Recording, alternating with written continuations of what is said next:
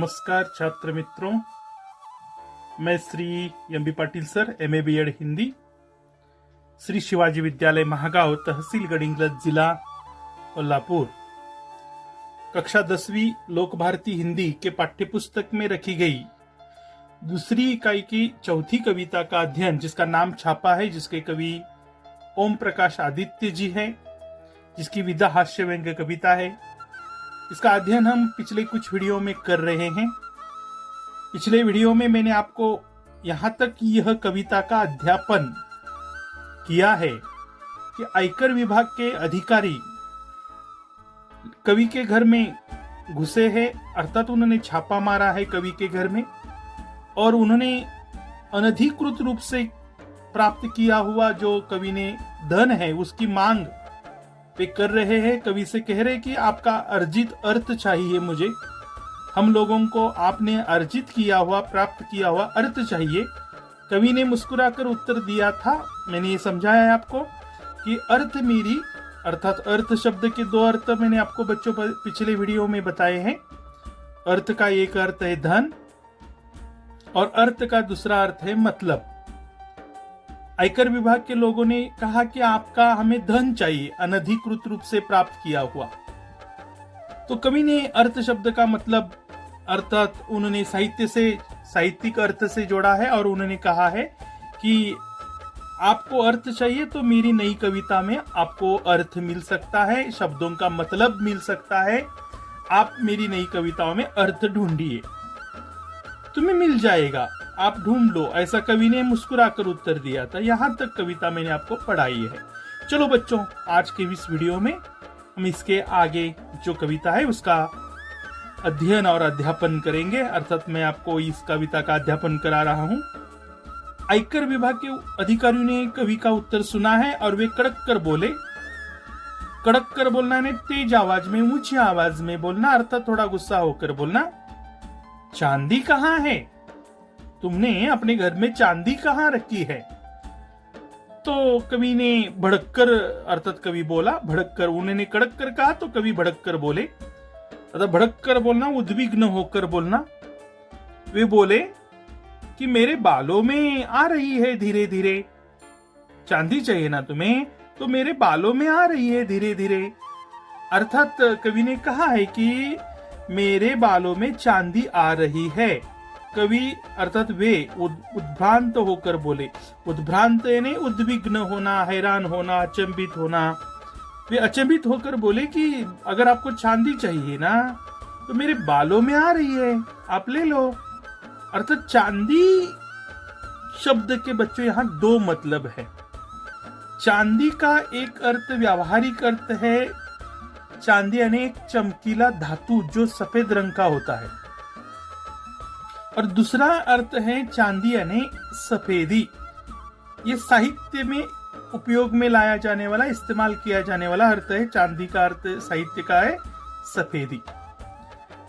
आयकर विभाग के अधिकारी ने कहा चांदी चाहिए, तुम्हारे चांदी आभूषण, चांदी से बने हुए आभूषण हमें चाहिए। कवि ने कहा है कि चांदी चाहिए, अर्थात कवि ने यहाँ व्यंग्योक्ति उत्पन्न करते हुए, उपहास निर्माण करते हुए कहा है कि मेरे बाल सफेद हो रहे हैं, अर्थात बालों में मेरी चांदी आ रही है। वृद्धावस्था के कारण, उम्र के कारण आप मेरे बालों में चांदी ढूंढ सकते हैं, बालों की चांदी देख सकते हैं। ये कवि ने हैरान होकर कहा है। और ये उत्तर सुनकर आयकर विभाग के अधिकारी कह रहे कि यह बताओ तुम्हारे नोट कहाँ है। उन्होंने अलग वस्तु की मांग की है। आयकर विभाग के अधिकारी कह रहे तुम्हारे नोट कहाँ है। उनका मतलब ये है कि तुम्हारे रुपए का, नोट का बच्चों अर्थ है रुपए, रुपयों के नोट, अर्थात तुम्हारे नोट कहाँ है। तो कवि ने नोट शब्द का दूसरा साहित्य का अर्थ लिया है टिप्पणी। नोट यानी टिप्पणी। तो उन्होंने उत्तर देते हुए कहा परीक्षा से 1 महीने पहले करूंगा तैयार मैं नोट। परीक्षा से पहले, अर्थात परीक्षा से 1 महीने पहले करूंगा मैं तैयार नोट। अर्थात जब परीक्षा आती है, इम्तिहान आता है, तो मैं परीक्षा आने से पहले 1 महीने पहले मैं नोट तैयार करता हूँ, अर्थात टिप्पणियां तैयार करता हूँ। वहां उस समय आपको मेरे नोट मिल सकते हैं, ऐसा उन्होंने कहा। ये भी उत्तर सुनकर वे उद्विग्न हो गए और वे गरज कर आयकर विभाग के अधिकारी बोले, यह आदमी मान नहीं रहा है, यह आदमी हमारे साथ कुछ चालाकी से उत्तर दे रहा है, हमारा ही मजाक उड़ा रहा है। तो इसलिए वे गरज कर बोले, गरज कर बोलना, कड़क कर बोलना, हमारा मतलब आपकी मुद्रा से है, हम नोट मांग रहे हैं, मतलब हमारा मतलब आपकी मुद्रा से है। मुद्रा यानी सिक्का, तुम्हारी सिक्कों से है, तुम्हारी मुद्राओं से है। मैं लरज कर बोला, कवि लरज कर बोले। अगर आयकर विभाग के अधिकारी गरज कर बोले तो कवि लरज कर बोले। लरज कर बोलना यानी थोड़ा भयभीत होकर बोलना। मैं भयभीत होकर बोला, मुद्राएं आप मेरे मुख पर देख लीजिए। कवि ने यहां मुद्रा शब्द का अर्थ साहित्य का लिया है। मुद्रा यानी मुख मुद्रा, चेहरे के भाव, मुख मुद्रा। तो बच्चों, मुद्रा शब्द के दो अर्थ ध्यान में रखिए। मुद्रा का एक अर्थ है सिक्का, तो मुद्रा का दूसरा अर्थ है मुख मुद्रा यानी चेहरे के भाव। तो कवि ने उत्तर देते हुए कहा कि अगर आपको मतलब मुद्राएं चाहिए तो कवि बोले कि मतलब मुद्राएं आप मुख पर देख सकते हो, मेरे चेहरे पर आप मुद्राएं देख लीजिए। मेरे चेहरे के भाव बदल रहे हैं, मैं भयभीत हो रहा हूं, तो मुद्राएं मेरे चेहरे पर स्पष्ट दिखाई दे रही है, देख लीजिए। वे खड़े होकर कुछ सोचने लगे। ये मेरा उत्तर सुनकर आयकर विभाग के अधिकारी बैठे थे, वे खड़े होकर कुछ सोचने लगे, क्योंकि उन्होंने मुद्राएं मांगी। तो कवि ने कहा मुद्राएं मेरे चेहरे पर। तो कवि इस प्रकार से उत्तर दे रहे, तो वे खड़े होकर सोचने लगे कि इस आदमी को कैसे प्रश्न किया जाए। और कुछ सोचते हुए उन्होंने क्या किया देखो, फिर वे मेरे शयन कक्ष में घुस गए। वे आयकर विभाग के अधिकारी सीधा मेरे शयन कक्ष में घुस गए। शयन कक्ष यानी बच्चों क्या? शयन कक्ष यानी सोने का कमरा, आराम करने का कमरा। अंग्रेजी में उसे बेडरूम कहते हैं, बेडरूम। तो मेरे शयन कक्ष में घुस गए वे सीधा, और वहां जाकर और वे फटे हुए तकिए की रुई नोचने लगे। मेरे शयन कक्ष में जो फटे हुए तकिए, बच्चों इस शब्द को बड़ा अर्थ है, फटे हुए तकिए। क्या अर्थ समझ गए आप? तो कवि ने यहाँ व्यंग्योक्ति निर्माण करते हुए कविता लिखते लिखते अपनी कवियों की आर्थिक दशा का भी चित्रण किया है। कवि लेखकों के घर में बिस्तर तो होते हैं, लेकिन तकिए भी फटे पुराने होते हैं। अर्थात उनको रुपया, पैसा, धन दौलत साहित्य की सेवा करते करते नहीं मिल सकता। वे सरस्वती की सेवा करते, लेकिन धन की देवता लक्ष्मी उन पर प्रसन्न नहीं होती। उनके घरों में फटे पुराने कपड़े होते, फटे पुराने तकिए होते। शयन कक्ष में मेरे घर में शयन कक्ष में मेरे घुस गए वे अधिकारी, और तकिए जो वहां फटे हुए थे, फटे हुए तकियों में से रुई नोचने लगे। रुई यानी कपास, तकियों में भरा होता है, आपको मालूम है, कपास अर्थात रुई भरी होती है। वो रुई नोचने लगे। नोचना यानी झटके देकर खींचना, खींच कर बाहर डालना। रुई नोचने लगे। किस उद्देश्य से? कि कवि ने अनधिकृत रूप से कमाया हुआ धन तकियों में भी छिपा कर रखा होगा। इस शक से, इस आशंका से वे रुई नोचने लगे। उन्होंने टूटी अलमारी को खोला। मेरे घर में अलमारी थी, कवि कह रहे कि मेरे घर में अलमारी भी कैसी? टूटी अलमारी। अलमारी का अर्थ है टीन का पीपा या लोहे का एक पात्र, जिसको मैं दूसरा एक अर्थ बता रहा हूं, संदूक। संदूक, अलमारी यानी संदूक, यानी मराठी में तिजोरी। मेरे घर में जो टूटी अलमारी थी, टूटी संदूक थी, वो टूटी अलमारी को भी खोलकर उन्होंने देखा कि अलमारी में धन छिपाया होगा ओम प्रकाश आदित्य ने, इसलिए अलमारी को भी खोलकर देखा। रसोई की भी खाली पीपियों को टटोला। रसोई घर में घुस गए। रसोई घर में जाकर उन्होंने वहां जो पीपियां थी वो भी खाली थी। अर्थात यहाँ भी आर्थिक चित्रण देख सकते हैं आप, कवि लेखकों के आर्थिक दशा का चित्रण यहाँ देख सकते हैं कि पीपिया कैसी थी। पीपिया ने पीपी का एक बच्चों अर्थ है कि टीन का पीपा, ऐसा ही अर्थ होता है। पीपी यानी टीन का, टीन यानी पतरा, पीपा यानी डिब्बा, बड़ा डिब्बा। तो मेरे घर के टीन के पीपों को भी देखा। टीन का पीपा का भी अर्थ है बच्चों, पीपियों का भी अर्थ है टीन का पीपा। तो मेरे घर में टीन के पीपे जो थे अर्थात पीपियों को भी उन्होंने टटोला कि शायद इस आदमी ने टीन के पीपियों में भी पैसा छिपा कर रखा होगा। तो पीपियों को भी देखा, उन्होंने टटोल कर देखा। यहां तक कि बच्चों की गुल्लक तक देख डाली। मेरे घर में, कवि के घर में जो बच्चे हैं छोटे छोटे, उन्होंने पैसे जमा करने के लिए गुल्लक खरीदी थी। और गुल्लक में, गुल्लक का अर्थ बच्चों पैसा जमा करने का मिट्टी का बर्तन।